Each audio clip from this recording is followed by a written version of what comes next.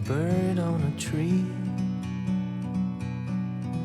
I'm just sitting here. I got time. It's clear to see.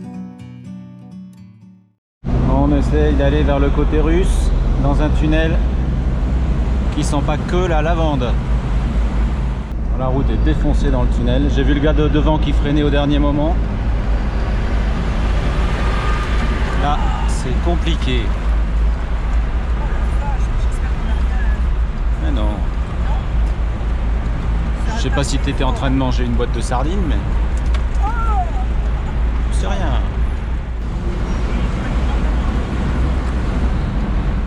Frontière russe. Il n'y a personne. Ah oui, Gori Najdom. Douane russe.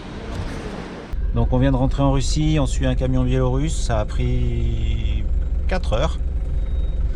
À peu près, un peu moins, pour faire tous les papiers, notamment l'importation du véhicule. Ça a été très compliqué, je m'y suis repris à 2 fois seulement, mais j'avais bien écrit en bleu, hein, c'était bien en bleu. Mais j'ai que un bac plus 3 en littérature russe, il faut un bac plus 8 pour pouvoir comprendre le document, même en anglais, donc j'ai recommencé. Mais on l'a. On roule en Russie. Un lendemain de coup d'état. On dort sur le premier parking qu'on a trouvé, qui est pas fantastique. Et là, ensuite, on a pris l'assurance pour la voiture, pour la Russie, pour 2 mois. Et puis là, on n'a pas pu changer d'argent parce qu'il n'y avait pas de distributeur ni de change. On fera ça demain matin, mais on a réussi à rentrer quand même dans ce pays. Alors, je me suis levé à 6h15 parce que j'avais fini de dormir. Et puis, je suis un petit peu excité à l'idée de rouler en Russie, en Ingouchie. On est bien en Russie, hein. Il y a des paysages somptueux à 4000 mètres, mais qui sont cachés par des conglomérats de fils électriques. Des camions arméniens qui vont aller vers Grozny. Ça fait drôle de retrouver ces sensations 15 ans ou 18 ans après. On était venu en 2005, mais pas dans cette zone-là. Et puis là, les événements font que ce parcours, il est quand même assez symbolique pour nous. On a hésité hier à venir. C'est quand même la première fois depuis 50 ans que j'existe que j'entends qu'il y a un semblant de coup d'état dans ce pays. Bon, c'est la rivière qui descend de la frontière avec la Géorgie. Ça brasse un peu.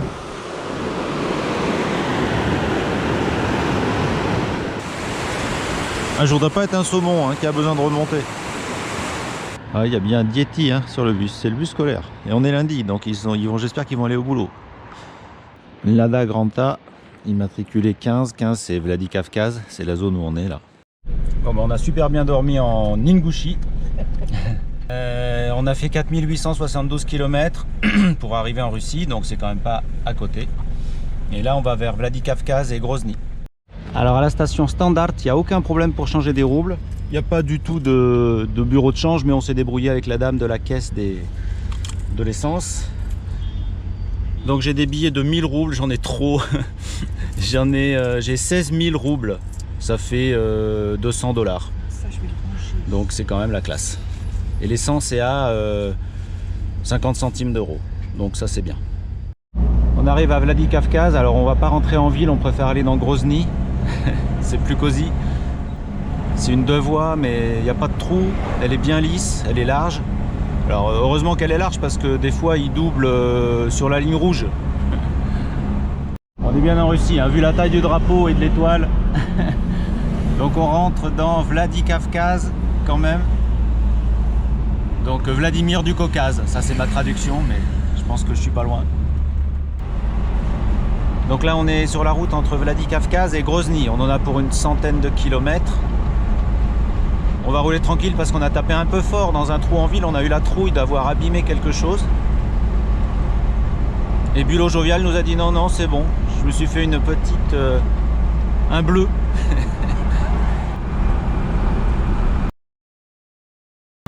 Ça vaut le coup d'apprendre le russe, au moins apprendre à le lire. Parce que là, les panneaux ne sont pas doublés. Ils ne sont pas traduits en caractère latin.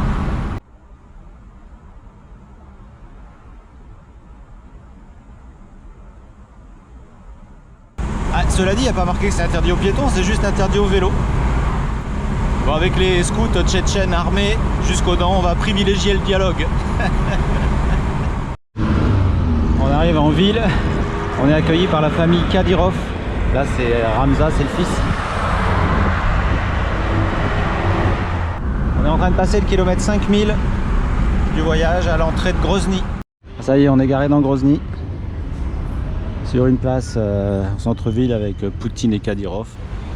Les femmes sont bien voilées hein, parce que c'est une des régions les plus musulmanes et les plus pratiquantes de Russie évidemment, même du Caucase.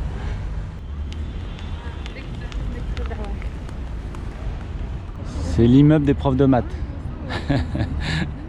Grande mosquée de Grozny. Elle est belle quand même, elle est reconstruite mais elle est belle. Et puis je trouve que ça va pas mal avec les immeubles modernes de derrière. On est sur une super grande place. Ah, j'avais vraiment envie de venir là pour différents symboles. Il n'y a pas que l'aspect géographique. Quand même, il y a eu 2 grosses guerres. Ils s'entendent mieux. Gros sourcils à Grozny. Ils ont des grosses barbes. J'ai un peu de retard. Je me rattrape à l'étage supérieur. Je suis dans la grande mosquée de Grozny. Les contrôles sont assez sévères. On a été séparés. Il a fallu laisser les sacs. Ils sont assez pointilleux, mais bon, c'est normal. Ils sont chez eux en fait. Moi, je joue plutôt à l'extérieur là.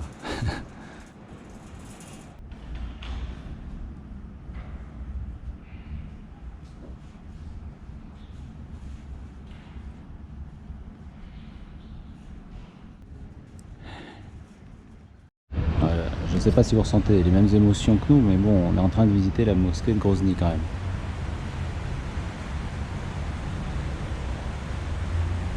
Avec tout ce que ça comporte d'histoire récente.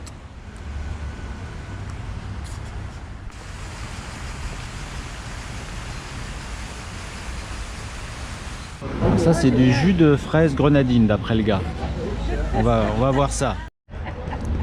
Notre repas de Grozny. Ça va. C'est pas du vin, hein, ils en ont pas ici. Hein. Ils sont hyper pratiquants et.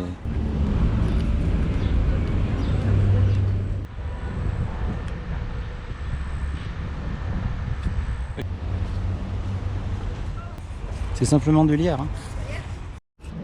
Medved. Je dis ça parce que je sais pas dire les autres. Ça je sais pas ce que c'est, mais c'est des costauds.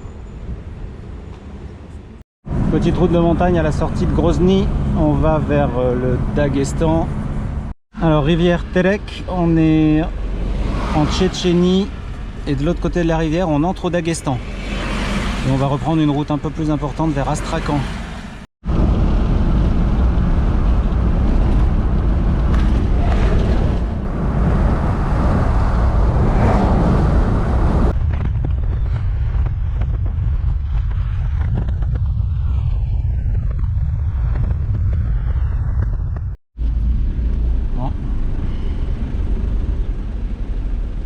Priorité à gauche. Les camions ouzbeks ils sont obligés de céder même. Passe sous les trucs. Donc voilà, donc aujourd'hui on est rentré, on est rentré hier soir à Vladikavkaz ici, on a dormi par là, on a pris la route rouge jusqu'à Grozny, qu'on a visité ce midi. Et puis ensuite cet après-midi on a emprunté la route jaune qui rattrape la route principale entre Makhatchkala et Astrakhan. Donc on est à peu près par là. Et donc là on bivouac au bord de la grande route, celle-ci. Donc c'est celle qu'on devine là-bas. On va se reposer et puis demain matin on reprend la route pour Astrakhan.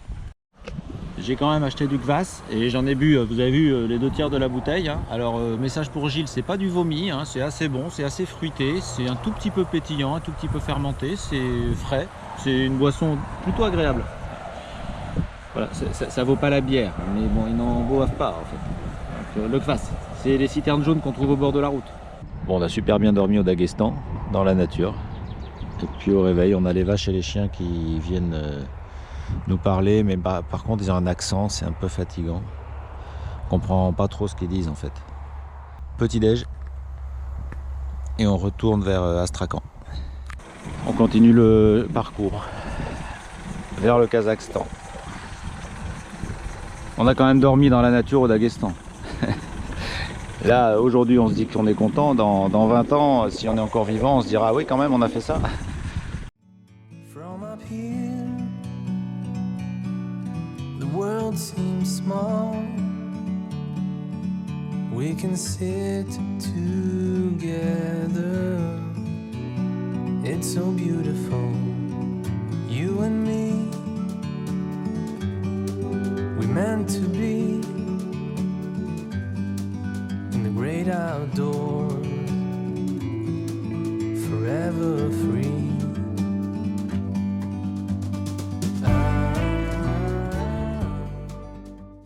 Là on continue vers Astrakhan, la route est belle ce matin.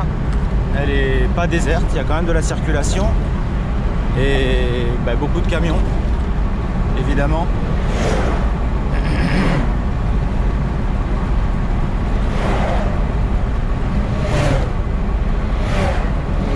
Et au milieu de nulle part, il y a des carrefours avec des panneaux solaires pour éclairer la nuit. Il doit y avoir 2 véhicules toute la nuit qui tournent à gauche et à droite, mais c'est propre. C'est marécageux un peu, il y a plein de bras de rivières qui vont se jeter dans la Caspienne à droite qu'on voit pas encore. On va la découvrir un peu plus loin. On l'a jamais vue en vrai.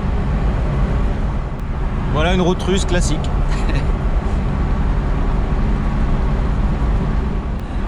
On espère qu'il n'y a pas une chicane quelque part pour rigoler parce que on va pas s'y attendre. Vous voyez sur la carte il y a une ligne droite de 120 bornes, mais on va voir. Au moins on va pas user la direction. Bon, en fait comme on est un petit peu fatigué, on a décidé qu'on va dormir, mais en avançant quand même. C'est-à-dire je vais caler le volant avec un tournevis dans l'aérateur là, et puis on va se reposer un peu. Je sais pas dire en russe 6J gros sourcil. Oh purée, je crois qu'il y a un virage là-bas. Oh aïe aïe aïe aïe. Je sais pas comment on va le négocier celui-là. Je fais pas de commentaires parce que j'aurai pas assez de trucs à dire. Ça va durer trop longtemps. En gros contrôle, il y en a tous les 50 km. Donc là, ils ont arrêté tous les camions. Purée, ils en ont pour un moment. Ouais. Les Turcs, les Azéris, Ouzbeks. Donc on rentre en Kalmoukie. C'est pour ça qu'ils contrôlent tout le monde. Les camions, ils en ont pour la matinée. Il y a encore des vieux Kamaz, hein, heureusement. Orange.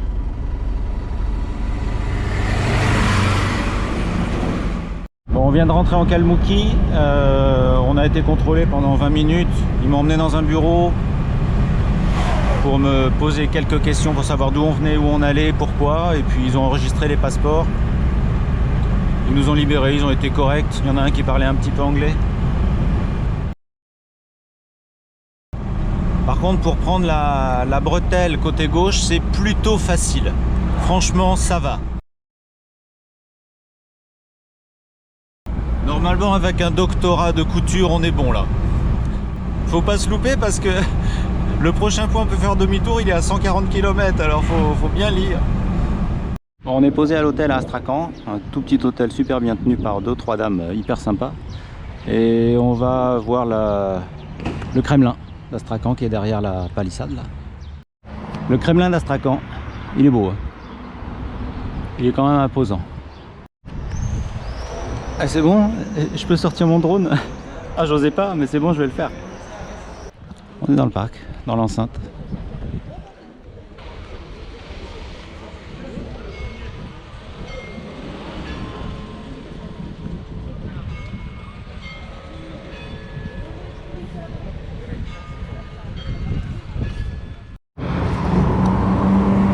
On a décidé d'attendre que ça soit vert. Ah, ce soir, j'ai vraiment une âme de batelier. Puis là, je peux m'exprimer dans un fleuve de cette largeur-là. Quand elle est petite, la Volga, quand elle fait que de 180 mètres de large, bon, j'éclabousse un peu sur les bords, mais là, ça va. On a une escorte. On est connus, hein. Il y a une belle promenade, là, de 1,5 km à peu près, avec plein de restos. Les restos de poissons, mais on ne sait pas si on a assez d'argent, en fait. Parce qu'il n'y a pas la carte affiche pas trop. Comme on a des roubles, évidemment, en espèces, mais comme on peut plus trop changer, là. Alors, tant qu'on en a assez pour une bière, ça va. Au pire, le poisson, on en mangera chez nous. On a une boîte de maquereaux dans le coffre. Ouais, je suis dégoûté. J'ai parlé en russe à la petite jeune sur le menu et j'ai pas filmé. Voilà. Je lui ai demandé s'il y avait du poisson, de la bière. Elle a compris exactement ce que je demandais. Je sais même que les portions de poisson, c'est 200 grammes. Je suis dégoûté, j'ai aucune preuve. Ça m'énerve un peu, là, mais... Donc ouais, on est sur le front de mer de la Volga à Astrakhan quand même. On a du mal à réaliser qu'on est arrivé là quand même, mais bon, on a fait 5500 km. Il en reste autant pour aller à la frontière chinoise, mais bon, c'est déjà pas mal. Sauf que les routes kazakhs sont un tout petit peu moins bonnes visiblement. D'après ce qu'on a vu sur les forums et les voyageurs qui y sont entrés récemment, c'est même défoncé en fait. Gros sourcil à Astrakhan, je suis dans la place. Dva piva pajalusta, elles sont là.